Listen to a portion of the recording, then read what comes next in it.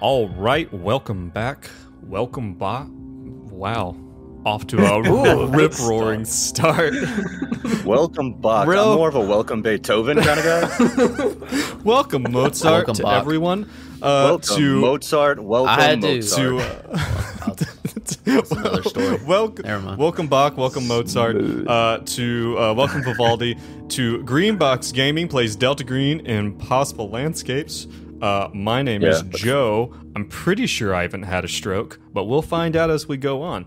I am joined by my friends, some of the absolutely most incredibly adequate people I have ever met in my life. Starting off with Jean. The nicest thing anybody has ever said to me. Yeah, I've had a tough day, and that's beautiful. Tand you. Hi. Hi, Joe. Jean playing You're Benedict. so Yep, adequate, too. Thank you. And I'm glad we got that recorded. Yeah. And of course, Dace playing Benji. Glad to be here. Glad to be adequate. That's as always. And of course, lastly, Brad playing Hank. Hello. That's adequate. That's an adequate. That's Now, that is the minimum amount of effort to get the job done. Right. That's what we like around here. And that's what Greenbox Gaming. That is the Greenbox Gaming guarantee. It will do. And that is. And that's what we're looking for. All right. How you guys doing? How everything's going? Great. Okay, don't all rush. Okay, cool. I know we might have some background music from Dace's location, where he's working. He's recording from a sweatshop, and I'm pretty sure there are several people chained to machines in the background who are have some very specific quotas. Wait, so this spot doesn't have AC as well? It's climate control, but we got the dryer running and the flasher running, so I'm sweating. Okay. At least it's There's there's How AC are- there. How are the employees doing? Have you watered them recently, or do they have to earn that? You actually have to work for 3 years before you get water privileges. fair. Okay. That's fair. Tough but fair. I had a question for you guys. It was something that I actually I was thinking about the other day because I was driving back and forth, and I got thinking about our old campaign. I got thinking about when we were playing through Control Group for the first time. And there was something kind of specific that I wanted to ask you guys about, which was I want to read you guys something that you're definitely familiar with. That you were first presented when we were doing Control Group, when we were learning to play Delta Green. That was presented to you on a sticky note. Number 1, stop the incursion. Number 2, obscure the incursion. Number 3, obscure Delta Green's involvement. Number 4, secure technology and artifacts. Number 5, save lives. Now, that is the kind of priorities of work for Delta Green. And there's some nuance there that I'm not going to get into. But, that was, when we first got to the last full-blown Delta Green mission of Control Group, you guys were presented with that. Jean's mentioned it a time or two, especially like back in Chapter 1 for Impossible Landscapes. And one of the things I want to ask you guys about is when it comes to the way that Delta Green compares to other games and how these kind of like priorities make things different than other games that you've played or other games that you've watched or listened to, maybe. Like, how do these priorities kind of set Delta Green apart for you? They're not. I mean, they're numbered and they're ordered, but they're conflicting, and it's kind of like you can choose 2. You've got 5 that you got to do, and you got to choose 2, which makes it really interesting. So you think that they're like kind of, they're really mutually exclusive? Yeah, you can't do everything. Yeah. What about like There's also not die is implicit but not on the list, and I don't like that they didn't put that. It's not on the list, guys. Do not die. Well, like if you were playing a mystery campaign or a mystery kind of setting for like Blades in the Dark or Dungeons and Dragons or Pathfinder, like how does Delta Green set itself apart in that way by having these kind of standards, I guess, as an in-game organization? Makes it a lot trickier. Yeah. I was going to go the opposite way. In some ways, it makes it more organized. Because if you do have, I don't know, sometimes, I don't think we got into this, but I can imagine, like, sometimes in Dungeons and Dragons, it's like, it's kind of like set up to where the goal is whatever your character's goal is, which can be conflicting with other characters, and it's like an unspoken rule that, okay, we got to work together and play as a group to have fun, you know, in Dungeons and Dragons. Like if you have your paladin and your rogue in the in the same party, yeah. You got to find some mutual ground where this is like straight up, okay, everybody has like an objective. So it's I think it's better for like a group collaborative effort in that sense. Yeah, I agree with that. But there also is room for a little bit of nuance in there. Like Benji's objective of learning all he can about the occult, that sometimes goes directly against the group's objective. Yeah. But I see what you're saying. There is like that automatic group goal that everybody's striving for. There's no question. But to that, there it has been kind of balanced because he's almost been offed several times or gone insane, or is about to go insane. So because of that, well, I think it's kicked out of the group one way or it's another. Weird because of the rules something of the game. something that doesn't really happen in like other, not that never happens in other settings. But one of the things that can happen in Delta Green is when a character's personal pursuits or their personal mental issues kind of become in conflict with those priorities. You know, there is that kind of underlying thing, and like you read about it in like the player's book and, you know, and stuff like that, that, you know, the characters can become the mission. You know, if you know, every now and then I'll see on the Delta Green Reddit, I'll see something about where someone will say, you know, what's the best way to handle an agent who's been put in jail? Like, how do you deal with that? And the recommendations are great. Like, they are, you know, things like, oh, you know, you bring in the new character for your player to play, and then later you might meet the other guy. You know, Delta Green might have disavowed that agent. They might be living off the grid now, and they might come up in another mission later, which would be super cool. But it's like they're not really a part of Delta Green because they got burned, you know? Like, and that's an interesting way to do it if they're alive and in their right minds. If they're not, then something else might happen. Yeah. Okay, well, you know, so go ahead, Brad. You got something? Or you're just agreeing heartily with me? I think that's my final thought, is maybe Delta Green's more structured as far as gameplay goes because of that. Well, yeah, I never played Knives in the Dark, but Blades. It's actually Blades in the Dark. God damn it! Actually, was that some kind of vampire game? It can be. Yeah, it can be.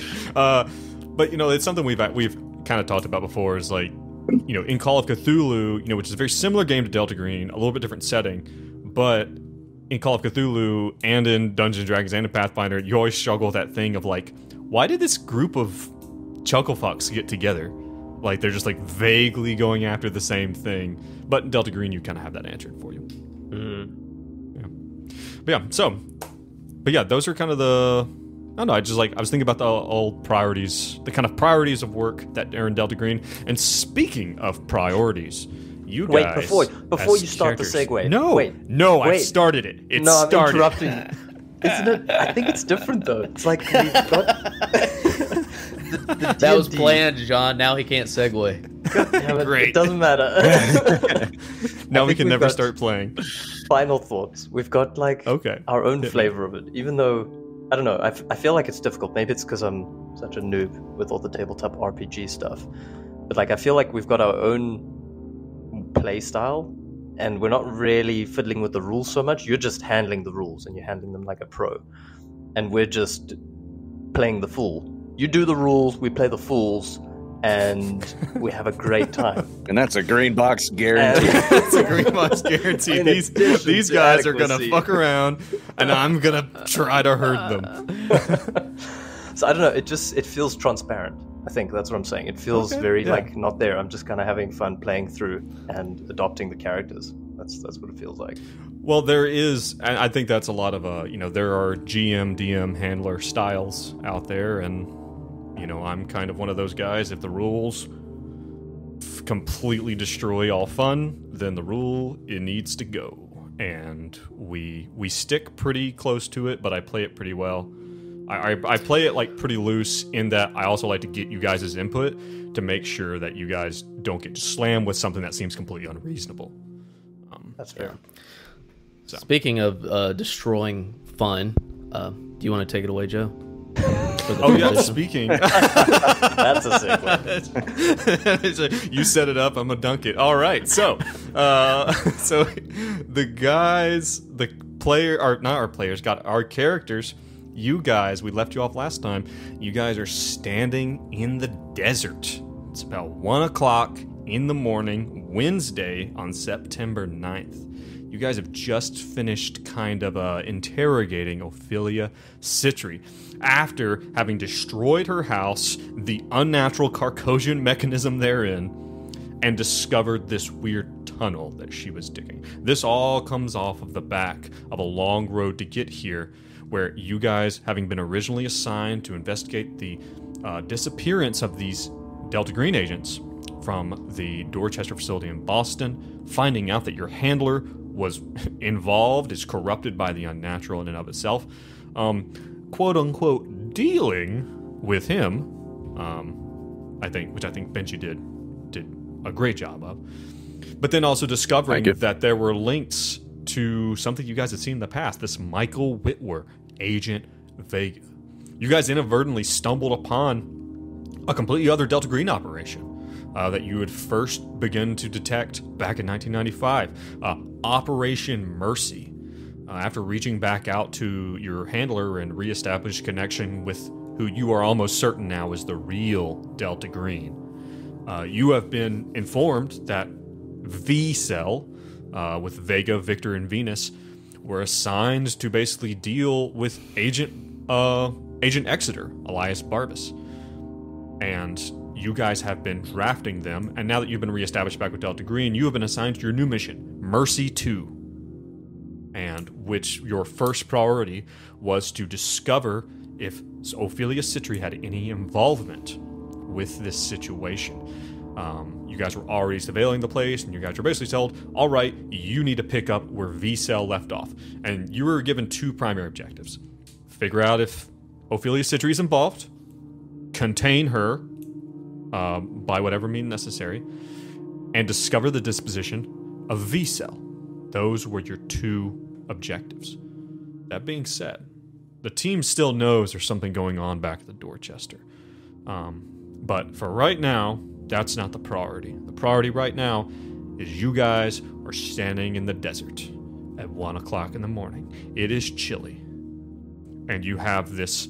And Ophelia Citri, still like handcuffed to this fence post,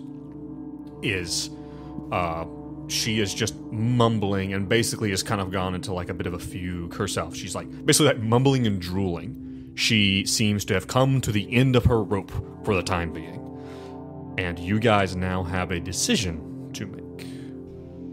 Joe, could you quickly recap what the little banter was? Do you have it on hand? Some of her banter from That's the last what I wanted. little insane babbling? Yes, absolutely, not a problem.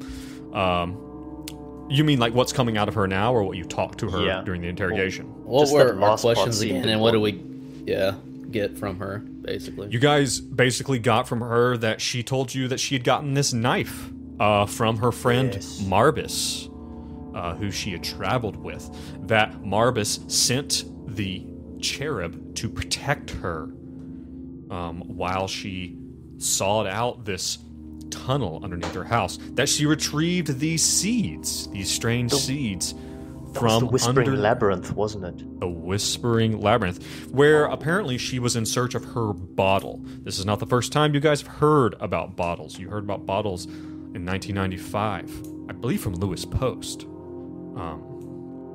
That people seem to want to find their bottles. You don't know what that means yet. But she seems to be under the impression that finding her bottle will fix everything. So. And she threatened us. She wanted to break our bottles as well. She threatened to find your bottles and to break them. So, you don't really know what that means. But she is now kind of babbling about how, she's like, you hear Mike every now and then. You hear a lot of stuff about bottles and labyrinths, and then a lot of just kind of like schizophagia, like word salad kind of silliness that you really can't make any heads or tails of. And at one point, when we were trying to find this like hotel that, what's the dude's name? Vega was in. Broad Albin. Broad Albin, that's the one I'm talking about. Yes. Who's the guy that supposedly made all these? Asa Darabandi. Darabandi, I always forget that name. We came across a map, I forgot where, on a handkerchief of this hotel or the basement of that hotel, and it had got a jail bottle on it. Well. Damn it, Brad, you're sharp tonight. Whew. Bradley, yes. I had a cup of coffee before this sesh. Yes, if you will, Nice. if you guys have Roll 20 pulled up, I will ping it for you over here, and then I will also try to get it pulled up here where our Twitch folks can see it. Let me zoom in, and then move over here. There we are. Yes. There we are. JL. Yes, this was the... Who's JL? Who is JL? That's someone we met in the ninth floors, I believe. Really? Jimmy Lips. I remember Old him. Jimmy Lips. Old Jimmy Jimmy Lips. Lips. Jimmy Lips. How could I forget him? His lips are so glossy, old Jimmy Lips. So Always moist. like, how does he do it? It may have been Jalen's. And we never got to... What was that? Okay, Jalen's? We found a jacket with Jalen's on the back of it? That is right. When you guys were in the missing room and Benji dove in and received some of the things from the suitcase, he found the name J. Linz. Joe, we're going to crack the L-I-N-Z. case. This is it. We're ending this. This saga is coming to an end tonight. this is the last baby. episode. I'm sorry to tell everybody. It's all this coming is the together. last episode. We're about to win. And they all calling die it now. horribly. All right. So yeah, that's all we know. That's what you know. Excellent. So we've Pack it up, boys. We solved it. we just leave her in the desert and we go home. We are We're done. done. You just guys just like give her a little pat on the head. Okay, you be safe now. You'll be fine. Here's a sandwich. Well, so okay, we grab... got all we can. Sorry, go ahead. Oh no, I was gonna motion over to Hank and just like Hank, do you think we need to use the knife here? Do we need to understand what this knife is? Do you think she's even gonna be responsive at this point? Well, I don't know if there's anything particularly special about the knife other than it was a vessel to carry these seeds, is what I reckon, but we definitely need to hold on to it. I guess the main concern now, the way I see it, we can turn her over to DG. We can, get rid of her, or we can try to, I don't know if we have the resources for this, we could keep her around for a little bit, I suppose, if we think there's more information she could provide us, but I just don't know about that. Who knows how long she'll be in this state? I just don't know. What do you think, Benji? I think we should probably turn her over to DG. Seems like the responsible thing to do. Benedict is immediately suspicious of Benji speaking about responsibility. Or we could stab her with a knife and see what happens. I mean, he's fine. He's better. Okay, there he goes. You had me worried What there, Benji. What have you done with Benji? Sorry, I momentarily forgot how absolutely unhinged I am. It's been a couple weeks since I've been lucid. The only other thing I'll worry about is we did destroy the house, but are we sure that got rid of the evidence of the tunnel? I mean, do we even want to see what's down there? Hell yeah. You guys did make a call to Marcus to let him know that there was something unnatural, and I believe a portal to another dimension was mentioned underneath the house. That you guys told him, like, there is a tunnel underneath the house, it needs to be covered up. There was a dice roll made, and the results of that dice roll are unknown to you, but so that may happen. You don't know. So if you want to get there and look in that tunnel, that might be complicated if Delta Green gets there before you. Also, if you show up there, say, in the next few hours, there's probably going to be police and fire trucks all over the place. So, yeah. Okay. That's up to Do you. we want to call up Marcus and see if we can hold off Delta Green for the time being if we want to see what's down in the tunnel? I don't really care. They could go down. I don't give a shit. We've done our job at this point, and if they need our help on that, great. If not, less chance of us dying. I'm good with that. I mean, don't the Whisper and Labyrinth, don't that sound an awful lot like the night floors we found ourselves in 20 years ago? I wonder if there's a link between them. You know, normally I wouldn't go along with anything Benji has to say, but I kind of do want to go down in these tunnels. I mean, it all leads back... Benji's licking the knife, the edge of the knife, just staring. It all seems to lead back to the night floors. I mean, even if, once we're done here with everything, we're going to have to go back to the Dorchester, and if I'm a bet man, I would say that's going to lead to the night floors as well. Yeah. Alright. And maybe we'll find Ham. Maybe Ham's still okay. I hope Ham's okay. I think of him every night this I before I hope go to Ham's sleep. okay too. This is no time for Arby's talk, but let's carry on with the mission. Okay, so let's call up Delta Green. Also, we're waiting on some documentation, so I need to follow up with our good friend with the Caribbean voodoo protection tattoos on her wrists. What do we need paperwork for? She told you she was going to give you any information they had on Operation Mercy, Operation Mercy, yeah. Oh. which is what the mission that Whitwer and them were sent on. Let's get, Did I remember to roll an occult on that knife? I'm going to tell you right now, if you do, you don't find anything. It's occultically We basically got uninteresting. we basically got like a 1. Both of, like, 2 of us, we got like everything, I think. Yeah, it's a knife. Good It is like a military issue, like combat knife from.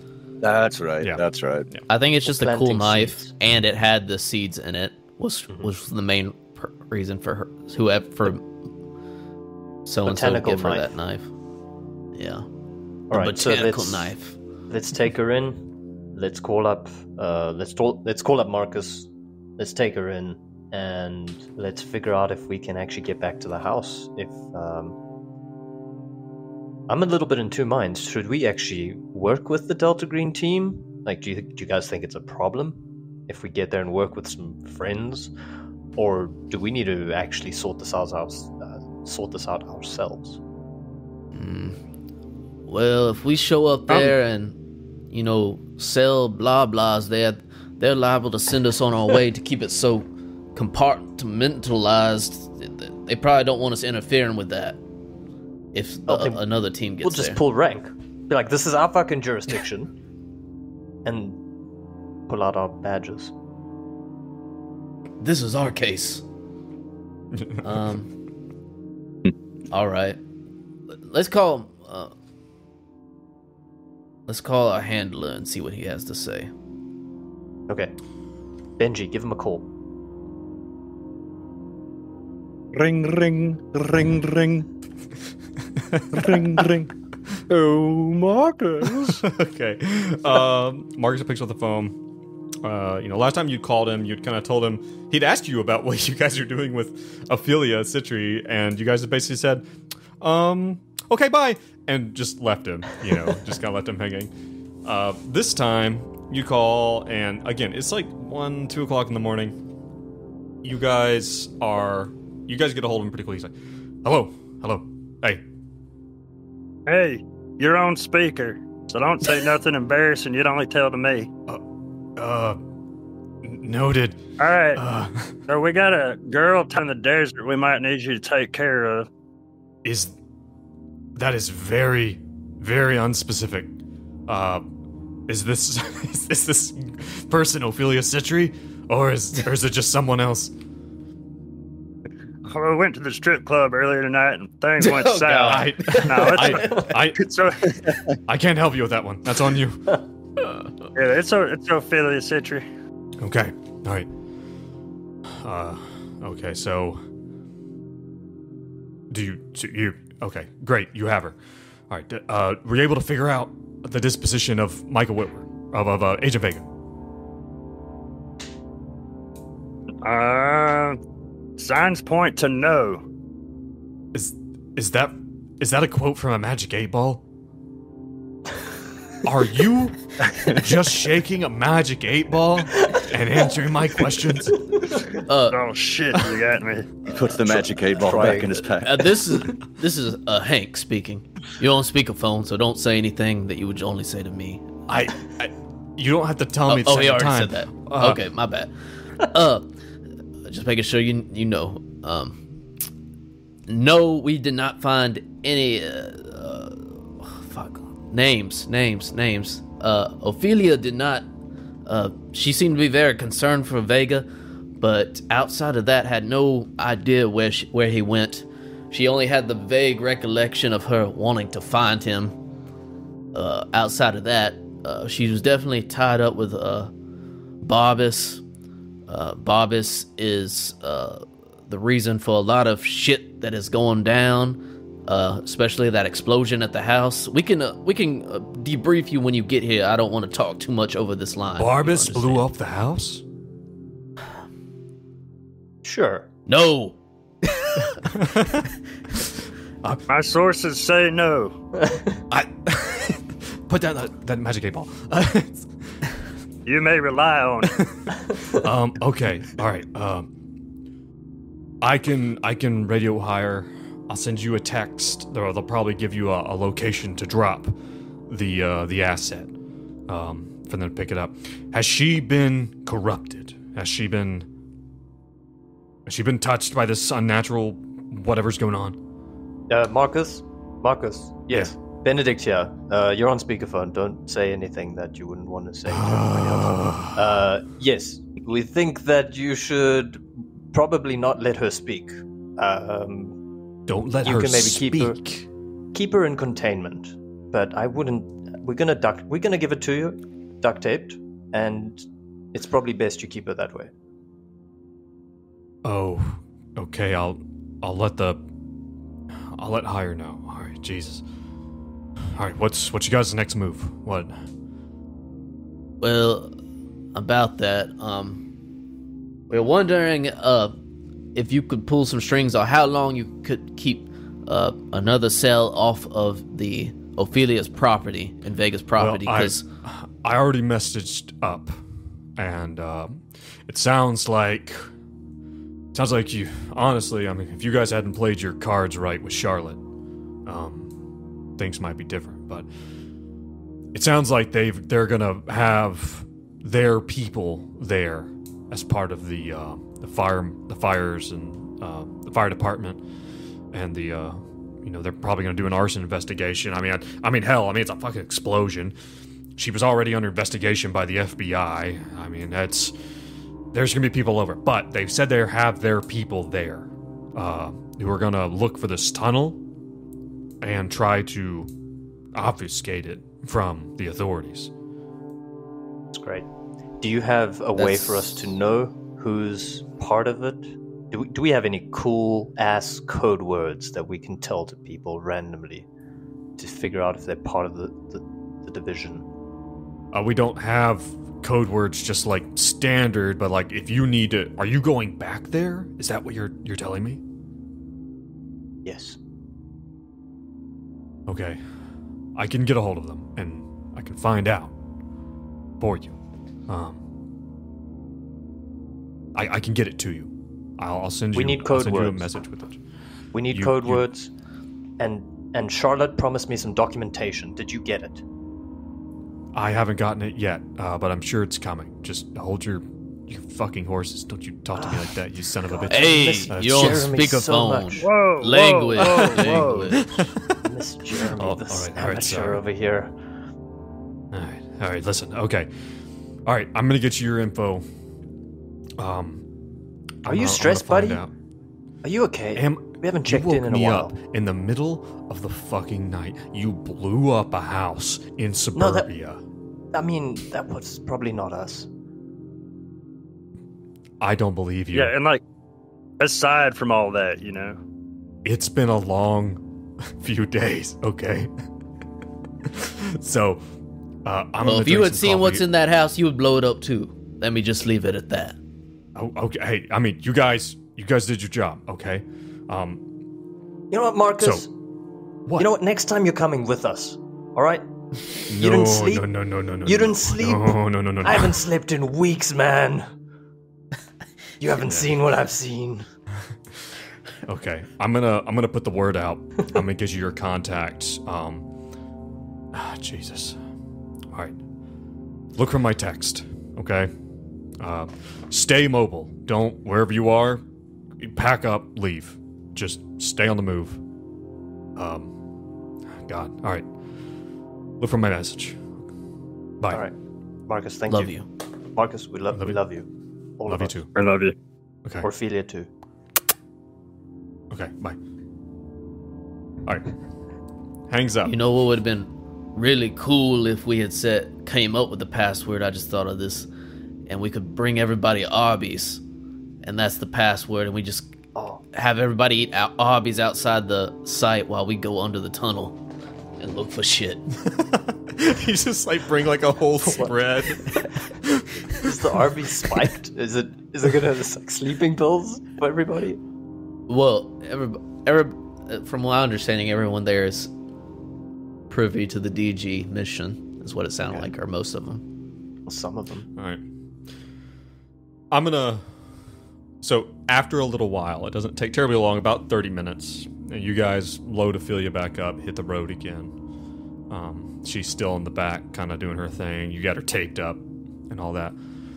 You receive a message from Marcus that says that you are expected about 8 o'clock. Around 8 o'clock at the house. That you are to look for a fire marshal, or not a fire. Are they fire marshals? Who are the people who investigate arson? Yeah, sounds right. Sure, that's not the right word, but that's what we're using. You're looking for fire marshal Derringer. That he is either, you don't know if he's or they would tell you actually. He is a friendly, but that they have several. There also is already FBI at the location, and they have several Delta Green agents who are FBI, and they know to respond to the special passcode, which is that you're supposed to say, "Man, I sure wish I had some Arby's right now," and they would say, "Yeah, but you got to get the coffee from Duncan." Oh, nice. So you know. That's so Delta Green. So That's Delta just Green. classic Delta Green ass shit. So yeah. So they know to. So that's how you'll know. And from what you understand, that it's the message that you receive from Marcus tells you that the place is covered up in people. That there are only probably 3 or 4 friendlies, or only 3 or 4 agents there. You don't know what cell they're a part of or anything. There is also a special warning there. You see that there's actually a name that you recognize, and they warn you that they are going to be on the location, which is, if I can find it, because I've lost all of a sudden. Basically, God, what was the name of the people who were investigating Michael Whitwer? Who was it? Is that the DEA? Yes. Yes, they tell you that some of the DEA folks are on the scene, and that, and you recognize one of their names at least, who I will definitely give you when I fucking get it. It is... I feel like I should be better at this than I am. Adequacy. That's all we need. Yeah. Ruben Hardrick. Oh, good old Agent Ruben Hardrick. You guys spoke to him on the phone. Okay. So. Oh, All right. but he was like, okay, yeah, I remember this dude. This is the guy who was personal friends of Michael Whitwer, but apparently he's on there, and apparently they're saying that you need to watch out for him. That he is asking a lot of questions and is trying to really, really insert himself into what's going on. Did we meet him, or did we just have a phone call with him? Just had a phone call. Well, with him, so we were doing. Okay. He doesn't know us either, because I think we were just making random calls from the Right. cell phone that we found. Right. Absolutely. And he was like all business, but then he was like, "Listen, I just want to know where my friend is." Blah blah blah. Right. And we kind of like hung up. You guys are also given a drop location. It is an abandoned car wash biz, like on the edge of town. You guys are told that Ophelia Citri, that you can pick up, or that you can drop off Ophelia there. Okay, so that's the first stop. Okay. Done. No, let's take her to the back to the crime scene. See what happens. What day is Okay. it, by the way? Is it still Tuesday or Monday? Thursday now. It's Wednesday. It's Wednesday. Oh. By the time all this is happening, you're probably dropping her off about 4:00 in the morning. Okay. Okay, so we might be able to go and see the encounter group In as the well evening. on a Wednesday. In the evening, and we're expected at 8:00 in the morning on scene. That's the time they're expecting you. You don't have to show Okay. up then, but that's when they're expecting you. I'm very punctual. Oh, naturally. Okay, you show up to the wash rack, which is like it's like a big old washing, like car wash place that you can wash like big rigs and stuff. And you show up there. It's all fenced off. It's all dilapidated for the most part. Looks like it hasn't been kempt. You know, the desert's kind of starting to creep in because it's right on the edge of like Vegas, like on some of the suburbs. The chain link fence is open, and inside you don't really see anyone as you drive up. And who's driving, do you think? Hank will drive. Hank, usually. Okay. Hank, you're pulling up. I imagine maybe Benji's in the front seat, and Benedict, you're in the back seat, kind of like keeping an eye on Ophelia. You guys are like looking around, peering out the windows, and I imagine in the scene, like you guys are looking around, and then Benji like kind of pats Hank on the arm and points, and in one of the drive-through like automatic washing things, there is a van pulled up in it. It's like a black van, no markings, and you can just barely make the silhouette of two people sitting in the front seat. Looks like that's our guys. Hank, We do I suppose. Go ahead. quick alertness. Does it seem safe? Yeah, give me some alertness rolls. You know, and if Benedict, if you want to poke your head up there and do it, if that's what you want to do, then by all means. Success for once. Anybody else? He got a success, so. Okay. All right. Benedict, you do notice that inside, so there's they have the automated drive-through things that you pull through, but they also have they have a small office building kind of there. You look and you see just the tiniest little sliver of movement inside the office as well. It's all dark. And you just see someone kind of kind of move up to the big plate glass window and just kind of stand there. You can just barely make somebody out inside. Hank, I guess, pulls up behind the van and does like one flash of the lights, and then sits there. You do that. You give like one flash. Like, do you pull like up in behind inside the washing thing? Yeah. You guys pull up. You flash, and as soon as you flash, both doors open. Both doors open, and these two guys get out. They're both wearing like coveralls, and one of them's wearing a ball cap. And they walk up and they just open the back door, and the one with the ball cap. It's a me. Is that where we're going with this? Is that where we're going? Well, I was thinking a little bit darker. It's like easy to just like take that off when you get blood and nonsense on you. Right. Yeah. Is one a little bit shorter, fatter? No. Got a red shirt on. No. One's taller.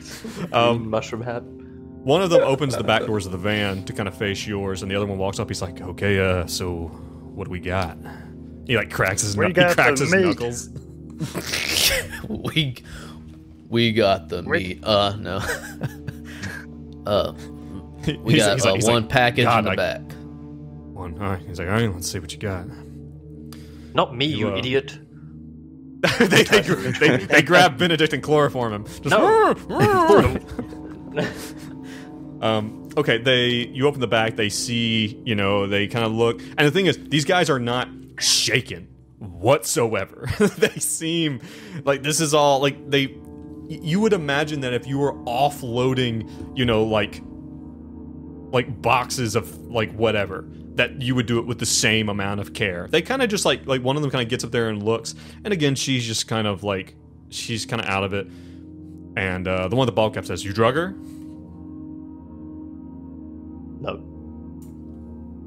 Nope, no drugs. Honestly, couldn't remember. This is essentially how we found her. And just the tape as well. We found her with the tape. Don't take that tape off. She was already hogtied. Yeah. Listen, guy, we're just delivering the package, all right? We don't know what the... He's like fine. He's like, hey, I got it, and he says, I just didn't want her to OD, and he reaches in, he unzips his breast pocket on his coveralls and pulls out a syringe and like gives it a quick flick, and he just kind of puts his hand on her head and just gives her a quick injection into the neck, and she calms right on down. Okay. And they pick her up. Yeah. They pick her up and they load her. They basically transfer her in the back of one van to the other. He says, anything we need to know? You're going to want to leave that tape on just in case. Not a problem. The mouth tape. She starts babbling. Just slap that sucker back on. You don't want to hear none of that. Is it dangerous? Yeah, it's dangerous. You got it. And they just, again, like, they're just like, they're ready. They're like, cool. All right. What's up? Buddy, I got... You seem like a solid dude. What's your name, man? I like your style. I like the cut of your jib. No, we're not doing this. No. We're actually looking for a fourth on the team. He says in the voice of Joe, no. We're not doing this. I have a question for the NPC. Not known as Joe. So, they close the back doors, and they're about to leave. So, quick question before you head off. Do you have a spare one of those needles in case we need it? Made me persuade. I was gonna kind of go for that too, John. How many of those do you have? Hey, it could be very beneficial. Side. Fuck. He's like, hey, sorry, man. All right, no problem. I get it. You're professional. We do appreciate you coming and picking up the package, but again, like, and one of the guy without the ball cap, he's like, hey, do we need to? He's like, oh, is this stuff for them? And he's like, oh yeah. And the other guy reaches in the back seat and pulls out a cardboard box. He's like, we were told to drop this off to you. Oh, thank you. And they load inside? up. Who's inside? Oh, that's our guy. Overwatch, security. Gotcha. Must be So- nice. So they load up. fucking nice. They shut up. They shut the van up and they pull up, and they actually pull up to the little office building there, and you see a guy get out, and he has an AK, he's like holding an AK as he comes in. And he sees you guys looking at him, and he just kind of gives you a nod. He opens the back doors and jumps in, and they don't speed off. They leave off into the darkness, off into the evening. That went well. Okay. What's in the box? So that's about. What's in the box? Yeah, let's take, Alright, a, let's take do a it. look. Yeah, you guys. Let's open our present. You open it up and you see 3 brand new sets of FBI jackets, like windbreakers, bulletproof vests that are stamped with the FBI, and 3 sets of brand new IDs and badges. Nice. Previously had been relying on the ones you had before. These all have recent pictures of you, either your driver's license or your passport photos.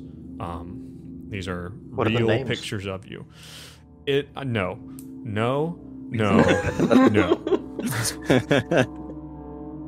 You gotta hold boundaries, man.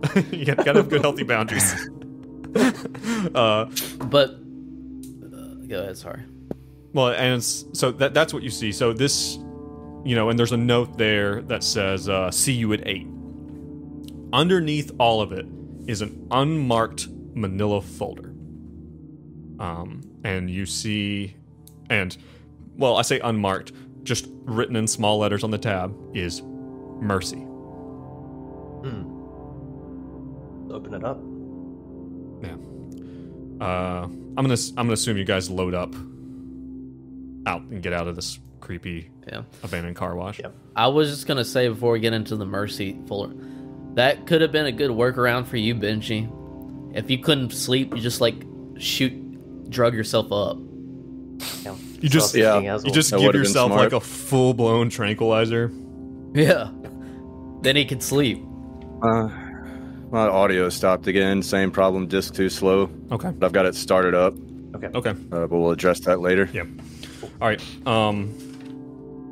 So yeah. So you guys get on the road. Whoever's in the back begins looking through the folder. Who wants to do that? I will. Okay. Benji, you start looking. You're sitting there in the passenger seat, and you're looking through. What you see is that basically Dr. Elias Barbas was working for the Massachusetts State Police. You see that, and this is some stuff you already knew, that he began to get erratic enough for some official harassment type complaints to be levied against him by some of his co-workers. And there was concern, basically it was bad enough to get to DG because the concern is, well, if this guy is coming unraveled, he's seen and done a lot of stuff. He's been an agent for a long time. You see that all that mentions is that he's been on many operations. And there was basically concern that if his mental status was deteriorating, that he might be a security risk. So, Operation Mercy with V-Cell was assigned to basically not do like a health and welfare check necessarily, but to follow him, determine what his kind of trajectory is, and to manage it. As you look into it, it looks like they were kind of established to maybe kind of like discredit him or like create the situation where if he did kind of begin to degrade, that anything he said would be dismissed. Like, oh, well, he's mentally unwell. That they were basically kind of going in and equipped to do that, to like discredit him and to contain or minimize any damage he might cause. It becomes very clear that soon after Operation Mercy, that the members of V-Cell stopped responding. Particularly, I can actually give this to you. Let me see. that the last contact that they had with V-Cell was on the 8th of July. That is the last known contact to have happened with V-Cell, and it was something that you guys have already actually seen, which is that he contacted Agent Whitwer, Agent Vega, contacted his girlfriend, Ophelia Citri. And then after that, they vanished. And that is when things got... And then obviously the DEA got involved because Michael Whitwer wasn't responding. And then that was more people looking into the situation, which basically this thing became a huge thorn in the side of Delta Green. Because they're just like, they've got leaks on leaks kind of happening all at once. Does it have their last known location? It says that as far as they know, they set up their base of operations in the Boxer Hotel. That is all it states. You all know, and I mean, this is still pretty unclear. You know that they set up in room 616, a room that, as far as you know, is not typically accessible, or at least seems to have its access a little bit complicated. I'm just curious about the timeline. Well, we have the timeline that Delta Green knows of, but I'm not... what I'm saying is, like, so, okay, right now we know Ophelia got really involved. Barbas is obviously really involved. Our only contact with Vega, we don't know when we contact him, first came in contact with him in the night floors along this line, but he seemed to be stuck in the night floors, but still somewhat sane. He was concerned. Correct. So I guess my only question is, I'm wondering, was Vega's girlfriend involved with Barbas before they got assigned to this mission? Or was it something like, Vega and his team started following Barbas, they got involved, Vega called Ophelia, and that's when Ophelia got involved? Or if it was like just like this... I guess when did Ophelia get involved was like the big question for me. What you can see from the timeline is that that agent or V-Cell was assigned on the 24th of June. Okay, and that as far as you can tell, that that on 8 June was when Dr. Barbas first kind of snapped, and that's when he apparently, as far as you can tell, assaulted another state police officer who he worked with. You do see some records of some check-ins that V-Cell had done where they talk about that they actually broke in to Dr. Barbas's car and stole a file that they describe as a file of unknown and possibly of unknown, what do you call that? Of unknown origins.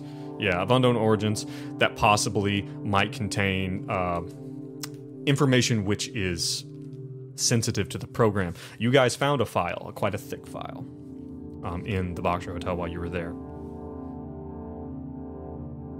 Yep. And he was also carrying our shit from the previous mission in the 90s. Well, that file, didn't that contain details about us? File that we looked at. Could have. We know he had our shit, but it could have been something else too. Maybe it's something else. Okay. Whatever it was, we presumably have the files of whatever the Vega had. Okay. But then why would Barbas fucking contact us out of the blue and have us do this goose chase with, the mental health facility? I don't think he's the puppet master.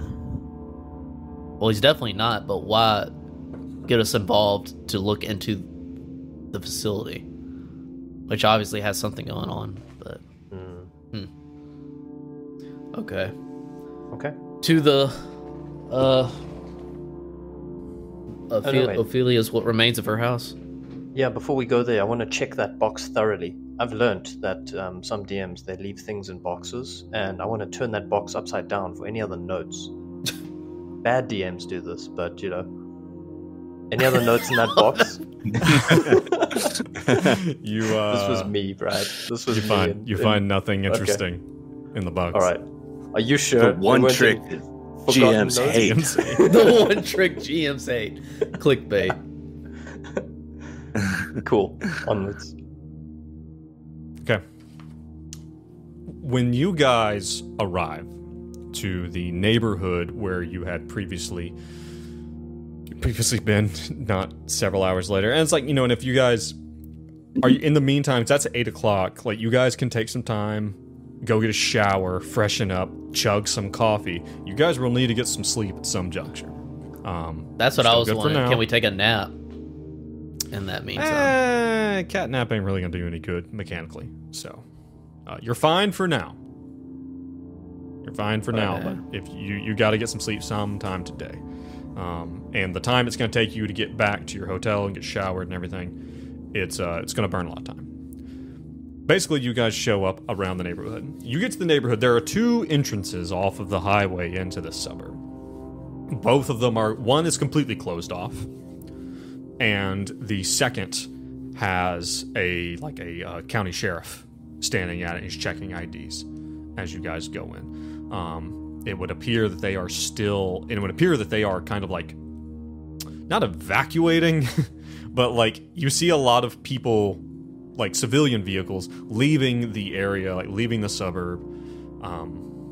People who look disheveled and whatnot, and you get the sense they might be kind of trying to get everyone to leave many as they can.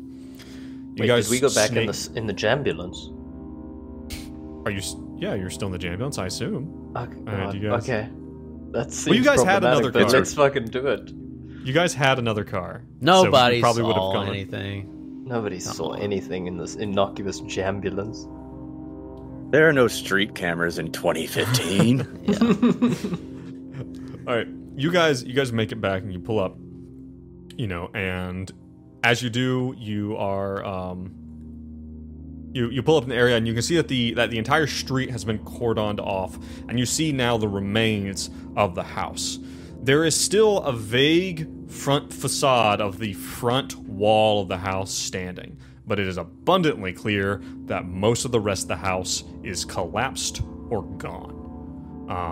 But there's like that first, like the garage is still mostly intact, but you can tell like the front porch has like the little roof over it. It's all sagging on one side. It looks like there was a pretty extreme fire and that most of it was put out. There's still smoke. There's still a few fire trucks. Lots of people milling about. You see over to the side, there's an area that looks like where you see a lot of FBI windbreakers, kind of hanging around, moving equipment. They have a bunch of big long tables where they're putting little pieces of burnt debris and all stacking them up and lining them up and documenting them and photographing them and all that. Oh, they need DEA. Y'all want to mosey on over to the FBI? Yeah. Can. Oh, also, that's an important question. Stay away from the DEA, folks. Yeah. Can we see any DEA folks? Yeah, you definitely can. You can see over to the side, because that the DEA was investigating Michael Whitwer, but also the FBI was. So you can hang out with our crew. Yeah, so you see some DEA agents, and it's, and there seems to be an argument. There seems to be literally and as you're passing by, you see, there's 3 or 4 DEA agents. There's way more FBI than there is DEA. And the DEA guys are arguing with the FBI guys, and it doesn't take much for you to pick up that they're arguing over who has access to the crime scene. It's like your typical jurisdiction bullshit. That they're trying to figure out, that they're arguing who does what. And you see the DEA guys are setting up a tent as well, and it looks like they want to do their own processing, but the FBI's like, no, we got this. The FBI and DA's like, no, this is our investigation originally. This is obviously drug cartel related. Who else would do this? Blah, blah, and the FBI's like, yeah, but we were surveilling. And then the DEA guys are like, well, yeah, where's that surveillance van? What the fuck happened to it? That kind of thing. Like, you guys really dropped the ball on this. This wouldn't have happened if, that's the stuff you hear. But you guys make it over to the... I say we just kind of ignore that and try to head towards this. Yeah. If it escalates, we'll keep an eye on it. I guess we go over to the table, if everyone's cool with that. Well, if you and ask around, yeah, you can find your contact who you're told is an arson fire marshal investigator called with his name. Derringer. His last name is Derringer. Yeah, you meet Tim Derringer. It doesn't take long for you to ask around, and he tells you, he's like, you give him. What do you say to him? Derringer, Agent Derringer, is that your name? Yeah, welcome. Like the pistol? Yeah, just like the pistol. I'm gonna call you Pistol Pete. Don't call me Gives that. him finger guns. don't do All that. right. Okay. Our name's Pemberton. Drake Pemberton. Pemberton. Okay, fantastic. That's right. Agent Pemberton. Yep, you can call me Drake, though. All right. I feel like Okay, you Drake. want to be friends. All right, yeah. All right. I think what our friend. Oh. We got the Arby's. That's what he's trying to say. Yeah, but you got to get the coffee from Duncan. Okay. Damn straight. All right. So, and he kind of leans in a little closer, like, so I'm gonna understand. You guys need to look at this. We've been taking. We've collected some. And he's like kind of talking about it, like he's kind of like orienting you, but you really, you can kind of feel that like underline of what he's saying. He says, yeah, so we've taken a lot of debris from the exterior of the house, from the periphery. There appears to have been some assailants access the house through the back.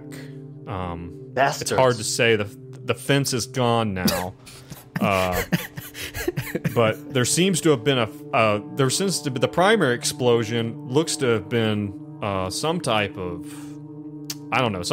bomb. The secondary explosion was a gas leak, was a gas fire, probably caused by the first one. We're still unsure, but I haven't deemed the house itself safe yet, so we haven't collected any evidence from there. But because I know you gentlemen have such expertise, I could allow you in to set the tone, right? That makes Yes, sense. we do. Right on, brother.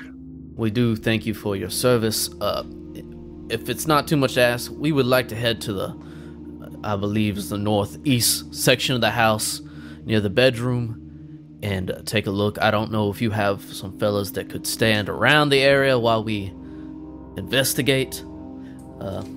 Yeah, I've got he brings over, he's got 4 agents, and they're all FBI folks of different, and he says these are the we guys just need them to who keep have other people away. He says, Please. not a problem. Hey, can we get those photographers to wrap things up in the back? He says the back of the house is gone. He's like, can we get those guys back? Get them start working on the front, and they basically, you're able to create a situation where you think that you could pretty reliably access the bedroom and, most importantly, the bathroom fairly well. And then Phil, I got a question for you. So you mentioned evidence of bombs, right? Now, I don't know where the DA's jurisdiction sits on bombs, but I thought that's our domain. Can you get those fucks out of here? Hey, we are fucking trying. But I mean, it's like if bombs, you've got any ideas, he's like well, really, I got 40% law that I could roll. No, actually, you know what? Go ahead, roll me a law check, right. Or bureaucracy With for that some- matter. Do I have any juice, or is Brad the only one with juice? This feels like the right time. Do you have juice on your sheet? No. Okay, that sounds like you don't have any juice. Unless somebody I wants could to try give to. you What do we juice. need? Success anyway. Never mind. Nice. All right, he gets talking. He looks over. He's like, "Hey, Mike, don't we have isn't the ATF coming anyway?" He's like, "Yeah, they're gonna be here in like an hour." He's like, they don't get up, they don't get to work until 9. They're ha ha ha, federal law enforcement joke, ha ha ha. He's like, all right. He's like, you know what? You're right. Listen, let me go talk to him. I'm gonna get him out of here. He's like, this is ludicrous. Right? It's just, yeah. So he goes over, and you guys can, kind of observe over the next 5 minutes that they kind of ease the DEA agents away toward the edge of the line of like the police tape line. Nice. That's the first law roll I think we've done as well. I didn't think it'd be useful. Well, and you can see that there is a guy who looks to be in charge, and if you hear him shouting, like shouting matches are just like breaking out, it sounds a lot like Ruben Hardrick, of the agent that you've encountered, or the DEA agent you were told about, and you know that he has a vested personal interest in this case, so that follows. You guys Seems pretty like much we- have the opportunity to enter the home. Let's go. Yeah, I'll just Let's say do we got them off our backs, but let's try to be quick because we don't know how long we can keep this guy at bay. So I do need to know, what equipment are you taking with you? Sidearms are 100% normal in this situation. You guys are law enforcement. Definitely have flashlights.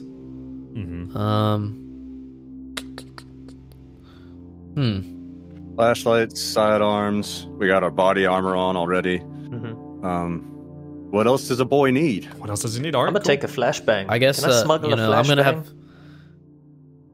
I have some. can. I'm serious. Thank you. Yeah, 100%. Well, technically, and this is one of those things that it came up later when I looked at it. Technically, you need special training to use a flashbang. I kind of think that's one of those rules limitations that doesn't make a lot of sense to me. So, if I'm going to say you can bring it with you. I think I have some padded gloves. I'm gonna take those as well. I don't know how actually useful those will be in our rolling situation, but debris and whatnot.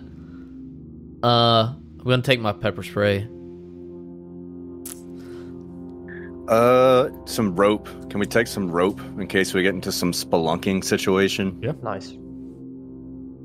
So, Tim Derringer, he kind of makes a big show of, all right, okay, you guys know the drill. You know what to touch, what not to touch. I know you guys are the experts from the arson investigation unit. You know, he's like saying it very loud so everyone around kind of hears.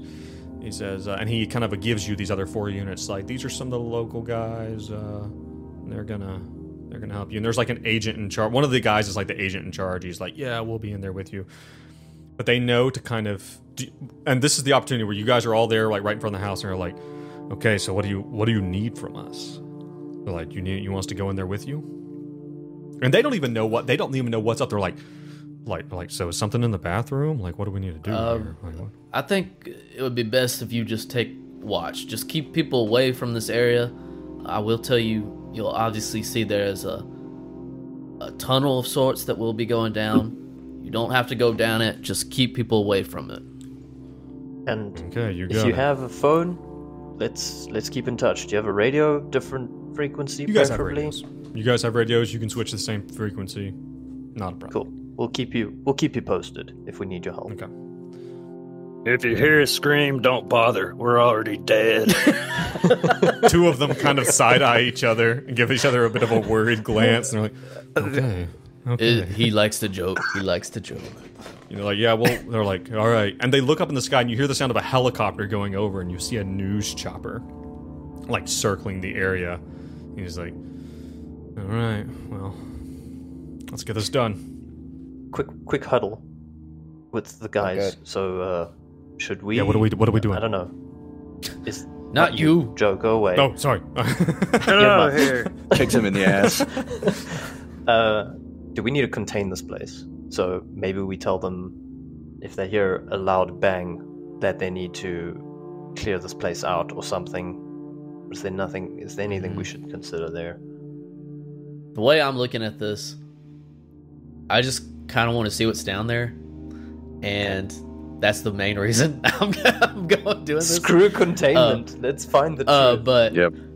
second, like, if there's something big, I say we try to save ourselves, and like I say, worst case scenario, if there's like a clockwork thing down there, run, and it's just gonna have to kill some people, and we're gonna have to deal with that later.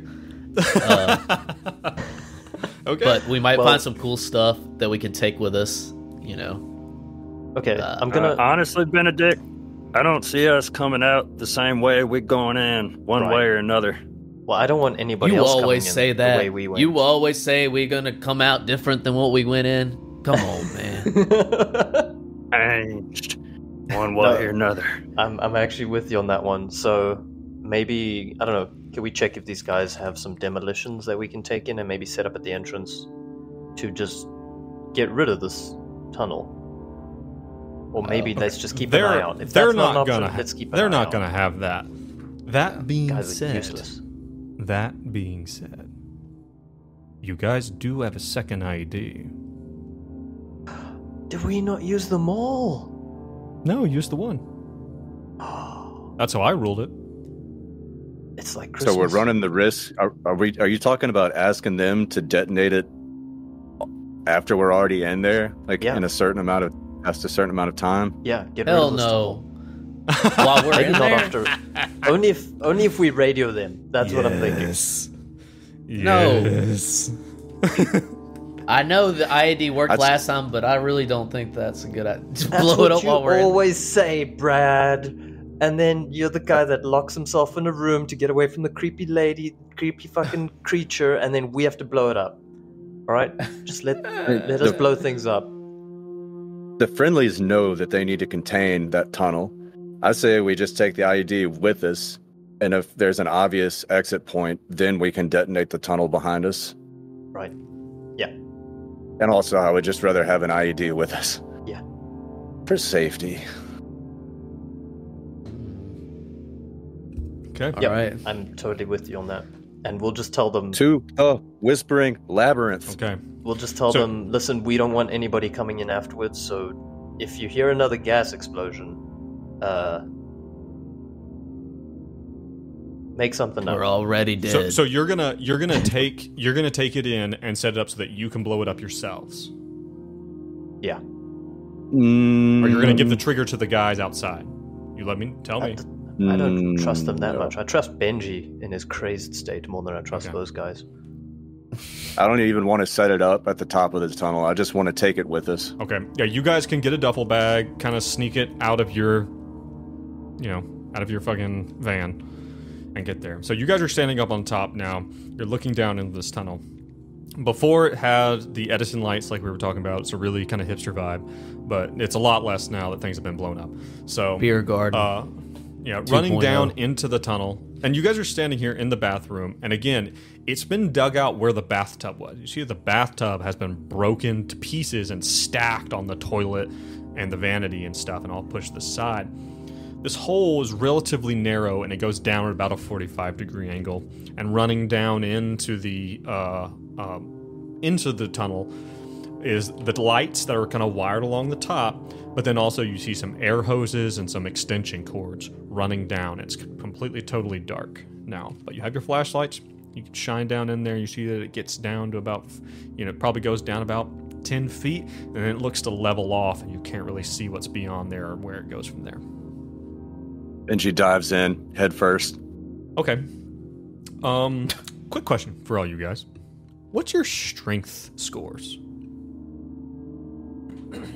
Decent. 14. Pretty good. 14? 15. 15. 10 for Benji. That scholarly muscle. Right. Noodle arms. Okay. You guys get down. You have to go one by one. Who's going in front? Thought Take Benji lead. was. Yeah, Benji will go in front. Okay. Pistol drawn. Okay. You get down in there, and you see that this has all been kind of hobbled together. There's a bunch of 2x4s and stuff that are like kind of vaguely holding the tunnel up. But once you get down past the first part where it like levels out, you have to crouch. At first you could kind of semi-walk. It gets to the point where you're like walking kind of crouched down. And Citri's a smaller person. She's like a pretty petite, like pretty short woman. So you think that maybe it's a little more comfortable for her. But this is this is rickety, and like you could swear that you could like every now and then, like a little bit of dust falls from the ceiling and it just gives you, you just kind of pucker up there for a second every time like a little bit of dust falls off. And you guys see as you get down, it levels off, and Benji, you shine your light forward, and the other two of you can see this tunnel goes forward another, like, probably just 5 feet, and then tilts off into the right at a 30-degree incline down. Like, it's very steep down. This thing goes deep. But the problem is as you go, it becomes very obvious very quick that the further you get down, that the tunnel is less well engineered. The other two of you are really struggling to squeeze yourself through a bunch of the narrower parts. Benji, on the other hand, is having a little bit better return. He's having a little bit better way to go in there. It becomes very obvious very quick that this tunnel, that you're beginning to question where this tunnel is going. It doesn't seem to make much sense. So what do you do? I was hoping to find some like mine carts, Donkey Kong style. Yeah, That would be convenient. okay. So do we keep going? I say we go as far as we can. Yeah, for sure. It's just like the good old days, boys. Does anyone have... Benji, roll me an intelligence roll at a negative... I'm going to say Benji specifically. Roll me an intelligence roll at a negative 20? Okay. Oh, You're the damn. Failure. 62 under whatever. Over. I'm going to say that, like, Benji, like, even with the failure of the other two of you, it doesn't take a genius to realize that, you know, this is Las Vegas. Underneath the sand is typically rock. And it doesn't seem like you're going through rock. So, yeah. You begin to get a little further down, and I will need two of you to roll me luck rolls. Do it. To see how well you can kind of squeeze your way through. 99. You gonna roll one, Brad? That's a good old-fashioned critical failure. All right. Are you gonna roll or me, Brad? No, Benji doesn't. I think it's for some reason. I thought Benji was a big man. Benji's squirrely. He's a little Fuck! skinny and electric. Double What was that? fumbles. Oh my god. It's an 88. Okay. You PPK. you guys both get basically stuck, and you literally do not God. think you can go further. Like, maybe Benedict got stuck first, and Hank, you were kind of scrambling along, but it's the point where you do not think you can go any further. Like, it's not gonna happen. Benji is the only one small enough. All right.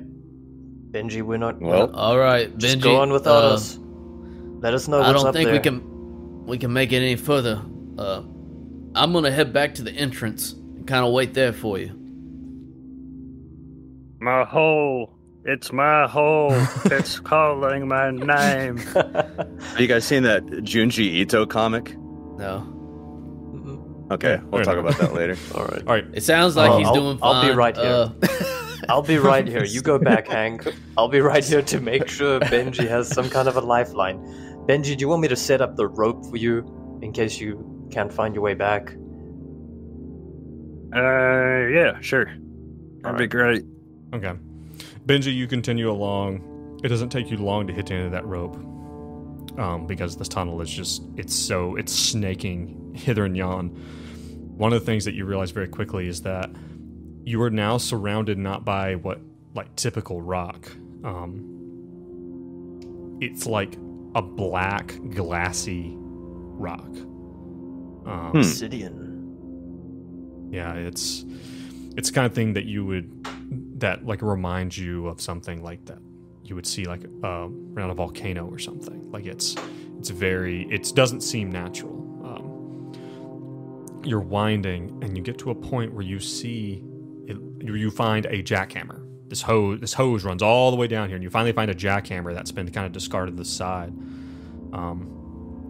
And you see that the tunnel basically ends. And there's a large crack in the end of the tunnel.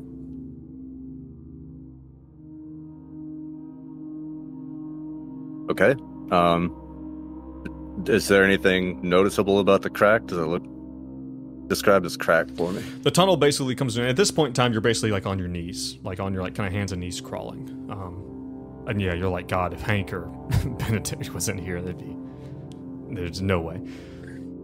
On my hands and knees crawling towards the crack. You see, you shine your light through the crack, and one of the things you immediately see is there is a small leaf. There's like a small little plant that seems to be growing, and you see that it bears these little seeds that you found in the knife that Ophelia had shown you, or that you found with Ophelia. You shine your light through the crack, and you see what looks like kind of like a basement or something. Like it's all like kind of concrete or like stone blocks kind of stuff. And you're kind of looking like through kind of like a little corridor. And right as you shine your light out, you hear voices further away. What do you do in that moment?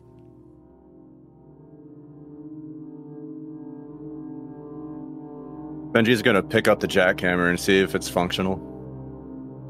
You try to kind of fish it up. It looks like that the tank upstairs that was supplying the pressure is now destroyed. So, it's pneumatic. Yeah, okay. Can Benji fit through the crack? You don't think so?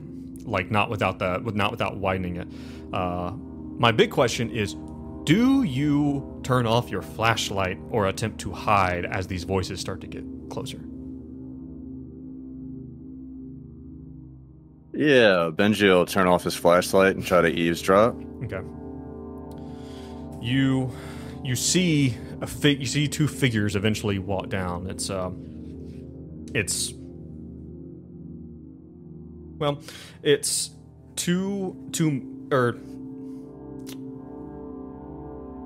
Actually, let me roll a dice. Let me roll a dice real quick.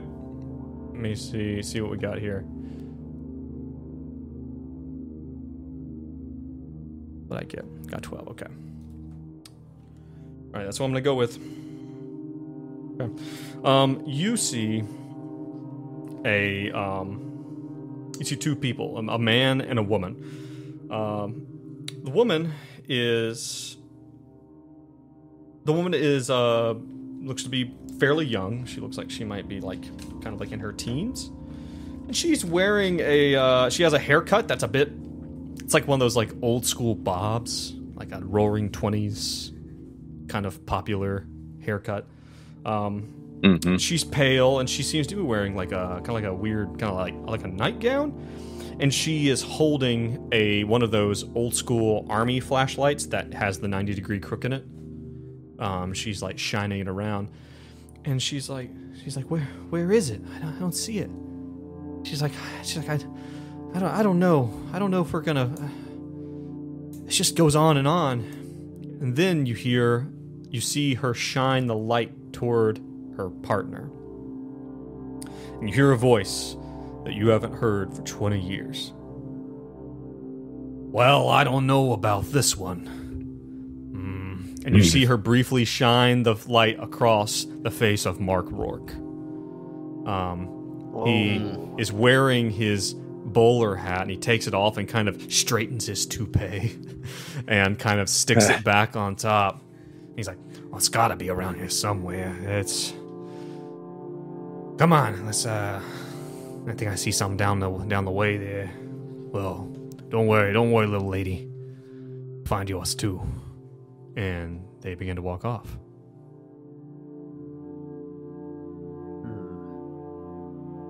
God, should I say something? What would Benji do? What would Benji do? What a fantastic question. Mark, hey Mark, is that you, Mark? What? They freeze, and the light shines over. What was that?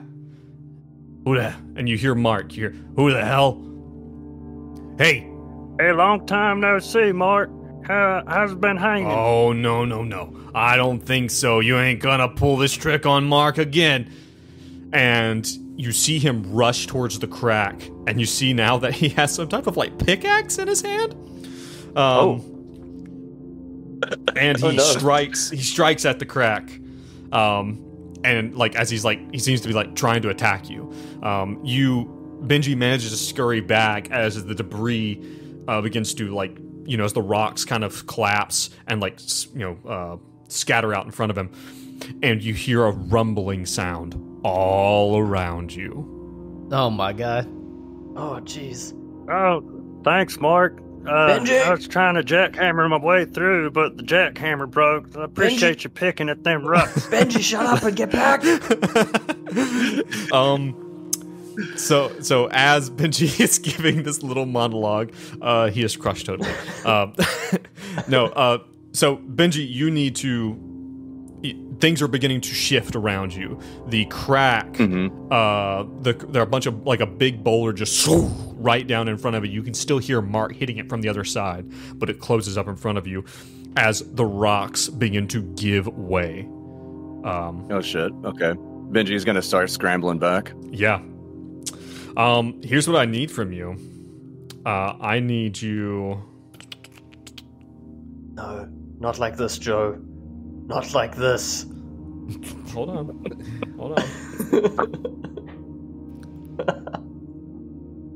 Okay. Let's see. Let me see here. So, Benji, why don't you go ahead and make me a luck roll and see what happens? Okay. 17. All right, Benji, you begin to scramble out. I will say that you do. Well, no, we'll say that here in a sec. You begin to scramble out, and Benji, as things are falling around, you hear the voice of Benedict calling for you, who I imagine is still holding on to the rope. Benedict and Hank, the rocks are shifting around where you are too. What are you gonna do? I gotta wait. Well, I'm towards the entrance, is what I said, like by this ladder or whatever downwards. You're all the way at the back? Okay. Yeah, then you Yeah. hear this, and you can maybe see, like, Benedict's back from where you are, as you're, like, almost at the mouth of the tunnel. So are you just going to stand there and wait for them to come out? Well, I kind of holler at them to see if they're okay. Tell them they might want to make their way back. No, we're not okay. Okay. Benji, give me that dexterity roll. Okay. And if you have juice, or if your friends have juice. I don't think I have any. I think he's got it.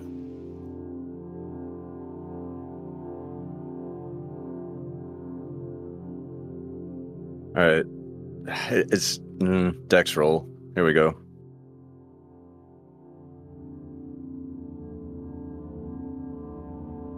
Ooh, failure. Failure by 1. 71 over 70. All right. I really don't want to do this, but I simply don't have a choice. I'm gonna roll some damage. Oof. How much HP does Benji have? Got should be full. It's 11. Okay. Let's roll a D8 of damage. Ouch. The big rock. Benji takes 3 damage as he very briefly is squeezed before being able to, but it takes all your breath out of you. I will say at this point, you are now at a point where you have the rope. Where you are at the rope, and you think that Benedict might be able to help pull you. Benedict. Let's do it. Go ahead and make me a luck roll for Benedict. Oh, don't mind if I do. Let's see what we got for Benedict. All right. 97. Rolling hot. 97. Damn. That's a failure. Man. All right, let's see. Ooh, 4 damage for Benedict. Ow, jeez. Benedict, one of the 2x4s holding up the ceiling above you, collapses, and you fall down just before being able to kind of make and, like, grab for the rope. All right. here's Benji. so Benji, you can make a roll here. Actually, Benedict, tell me for Benedict. Does Benedict take the time to help pull Benji? You think Yes. that if you take the time, that you are almost certainly going to take damage. He has to. He has to. He's one of his bonds. Okay, fair. All right, got no Benji, choice. go ahead and make a dexterity roll. Give yourself a plus 20.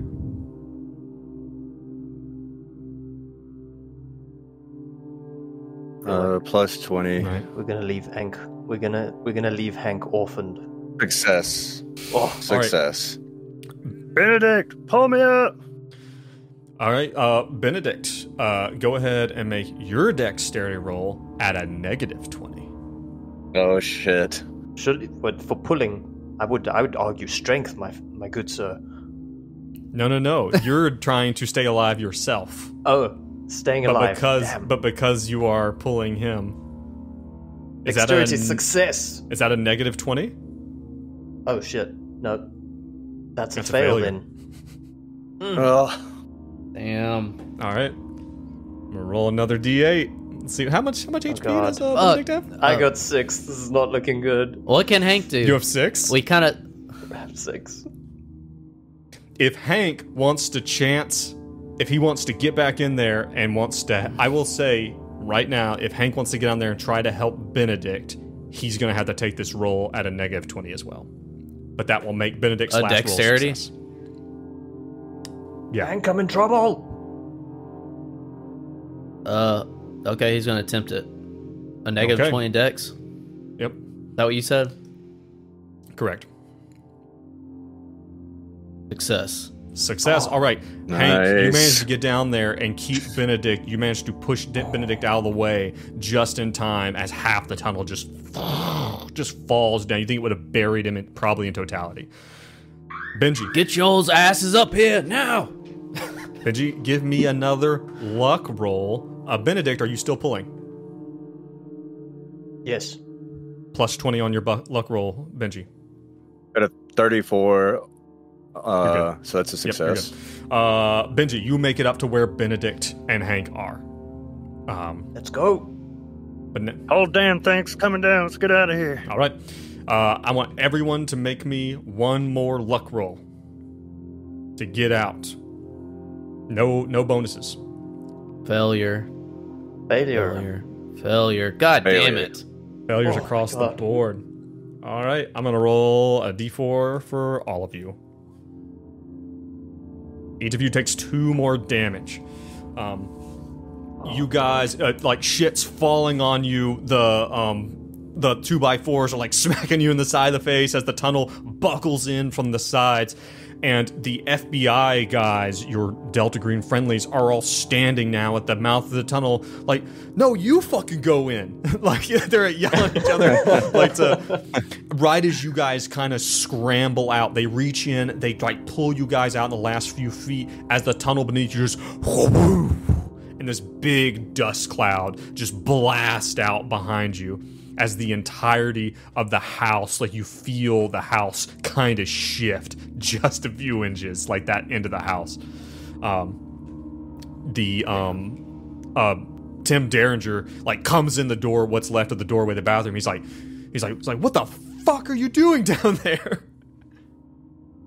Benji's like panting, like out of breath, and he shoots him the finger. Going, "Hey, Crystal,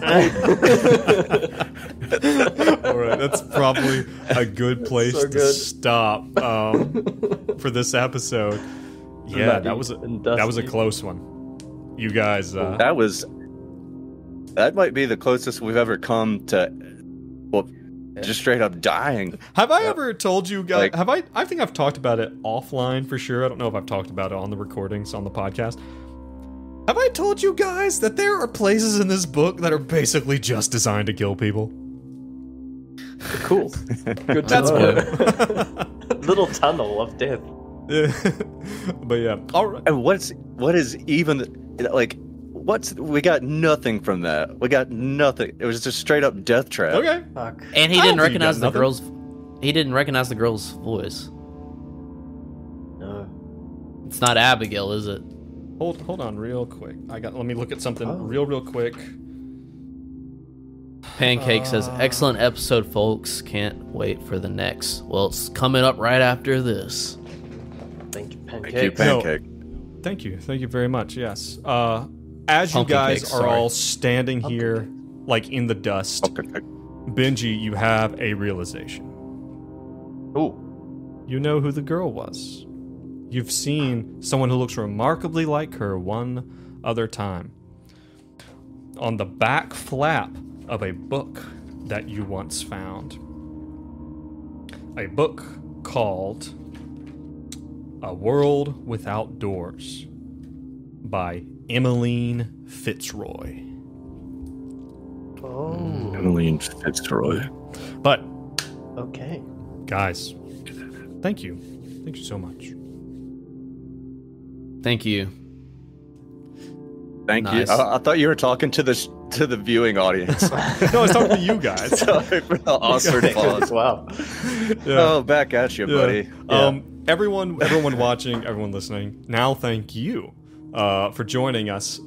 If you're really enjoying what you're watching, our community is primarily over at Reddit on r/ScreenboxGaming. Our links to everything, our Patreon, our Twitter, and our Instagram, all that's on there. And that's where we see we put a lot of our images and stuff from the episodes. Now, if you like what you're listening, if you'd like to support us, if you'd like to get the episodes a week early, if you'd like to listen to some of the Patreon specific stuff for when one of these guys dies, head on over to patreon.com/greenboxgaming. Wait, what? For when Who's dying? one of them dies. Head on over there and join us. We would love to have you, and we really appreciate your very generous contributions. To that end, I would like to welcome a new person. Would like to welcome, if I can freaking find them. There they are. Anne, welcome Oh, thank to the you. group. And Welcome. thanks, Ann. We really appreciate it, Appreciate Anne. But yeah, guys, We make Appreciate pumpkin cakes an honorary member. we have to do something. Pumpkin Cake's always here with us live. I hereby decree, pumpkin cakes, you are an honorary member. So say we all.